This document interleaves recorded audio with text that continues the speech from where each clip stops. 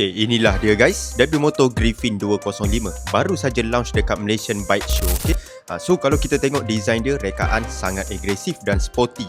Tambah lagi dengan winglet aerodynamic lampu depan dan belakang dia pakai full LED, siap dengan meter TFT. Okey, memberi image sangat-sangat premium. Okey, saiz dia pula memang nampak sangat solid dan garang, memang sesuai untuk tunggangan dekat bandar dan santai. Okey, untuk kapasiti enjin 198.8cc menghasilkan kuasa yang cukup untuk kegunaan harian dengan 17.4 Nm of torque, memberikan pecutan yang responsif guys. Okey, untuk features pula kalau tengok dia bagi meter TFT berwarna, siap datang dengan built-in dashcam ini merupakan ciri yang jarang ditemui pada skuter lain. Okay, lengkap lagi datang dengan dual channel ABS dan traction control, membantu mengurangkan risiko tayar belakang tergelincir guys. Aku suka seat dia sangat-sangat sporty dia siap datang dengan backrest, ada detailing nampak ala-ala carbon sikit. So macam mana guys dengan harga yang berpatutan? Korang berminat tak dengan W Moto Griffin 205 ni?